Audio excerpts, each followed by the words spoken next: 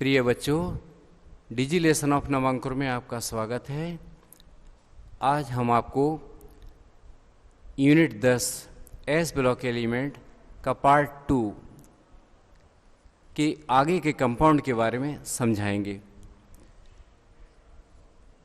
जैसा कि आप सबको मालूम है कि S block element lithium, sodium, potassium, rubidium, caesium, francium इत्यादि होते हैं।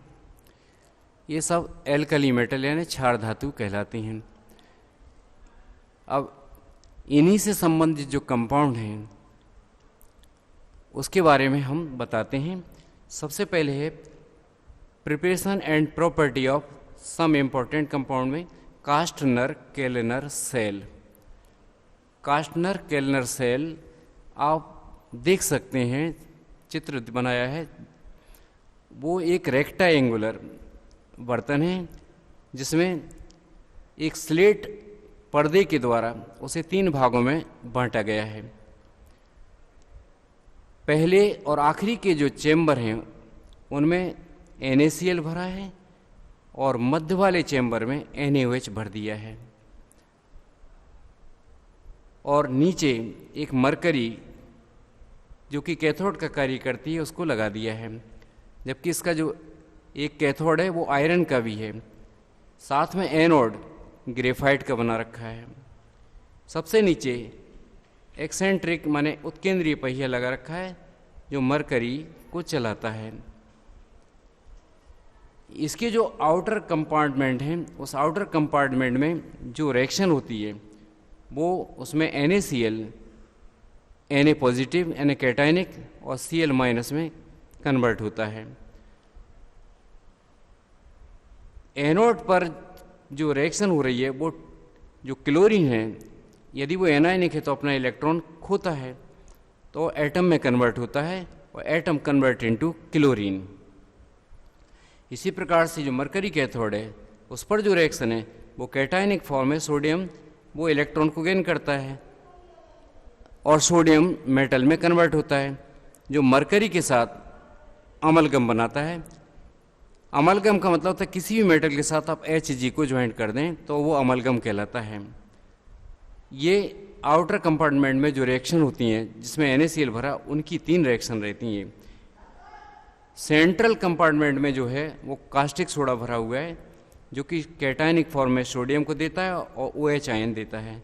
इसी प्रकार से वाटर मॉलिक्यूल भी आयनिक फॉर्म में आता है, H positive and OH negative. अच्छा, आयरन का जो कैथोड है उस पर जो 2H पॉजिटिव है वो 2 इलेक्ट्रॉन को लेता है और एटम में कन्वर्ट होता है। एटम कन्वर्ट इनटू मॉलिक्यूल, तो हाइड्रोजन मॉलिक्यूल के रूप में गैस निकल जाती है। At mercury anode. अब मरकरी एनोड पर क्या रिएक्शन है? OH नेगेटिव इलेक्ट्रॉन को खो देता है और OH में कन्वर्ट होता है। फिर जो OH है वो अमलगम के साथ रिएक्ट होता है और जैसे ही अमलगम के साथ रिएक्ट होता है तो वो कास्टिक सोडा में कन्वर्ट होता है और इस प्रकार से मरकरी को अलग कर देता है। ये जो प्रोसेस है वो कास्टिक सोडा बनाने की प्रोसेस है। इसमें ये दिखाया गया कि लोहे की एक आयताकार यानी रेक्टेंगुलर टैंक को स्लेट के पर्दे द्वारा 3 खंडों में विभाजित किया। टंकी के तल में मरकरी की सतह यांत्रिक प्रबंधन द्वारा इधर उधर घूमती रहती है। इसके आउटर चेंबर में NaCl भरा है, उसी में ग्रेफाइट एनोड लगा है और इन खंडों का मरकरी के तल कैथोड की भांति कार्य करते हैं, जबकि मध्य कक्ष में कास्टिक सोडा भरा है। आयरन का कैथोड लगा है, इसमें भी पारे का जो तल है यानी पारा माने मरकरी एनोड की भांति कार्य करता है। तो देखते हैं कि मध्य कक्ष से हाइड्रोजन गैस निकलती है और बाहरी कक्ष जो है ना उसमें से क्लोरीन निकलती है। इसमें मरकरी कैथोड से संबंधित है जो कि कैथोड का ही कार्य करता है। जैसे ही अपन विद्युत धारा प्रवाहित करते हैं तो कैथोड पर सोडियम मुक्त होता है जो कि मरकरी के साथ अमलगम बनाता है। यहाँ पर जो उत्केंद्रीय पहिया है वो अमलगम को मध्य कक्ष में ले आता है। यहाँ यह वाटर के साथ कास्टिक सोडा बनाता है इस प्रकार NaOH बनता है। जैसे जैसे अपन इसका वेपोराइजेशन करेंगे तो कास्टिक सोडा सॉलिड बन जाता है। ये कास्टनर केल्सनर सेल का NaOH बनाने में किस प्रकार से योगदान है वो बताया। दूसरा जो सेल है वो भी कास्टिक सोडा के लिए है, साल्वेट्रफ सेल। साल्वेट्रफ सेल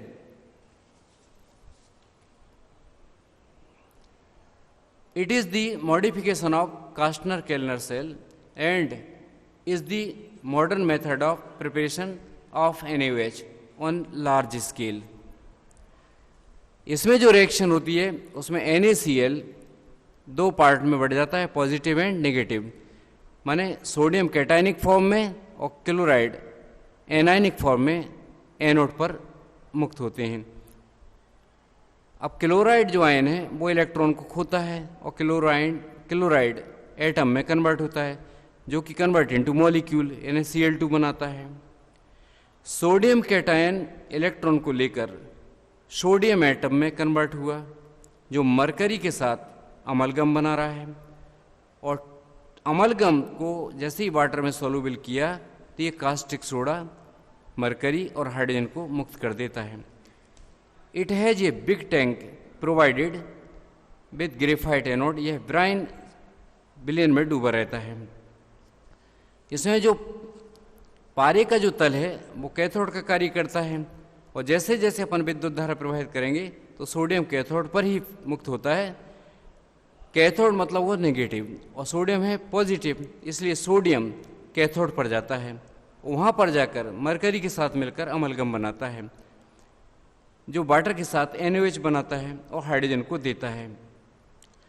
जैसे ही NaOH बन जाता है तो इसमें जो इम्प्यूरिटी हैं वो उपस्थित रहती हैं।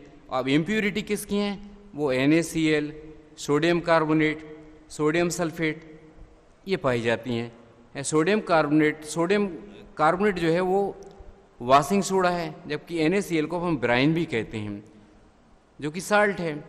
इन्हें NaOH में जब NaOH इम्प्यूरिटी में घुलता है तो प्योर NaOH अवशेष के रूप में प्राप्त होता है। Thank you.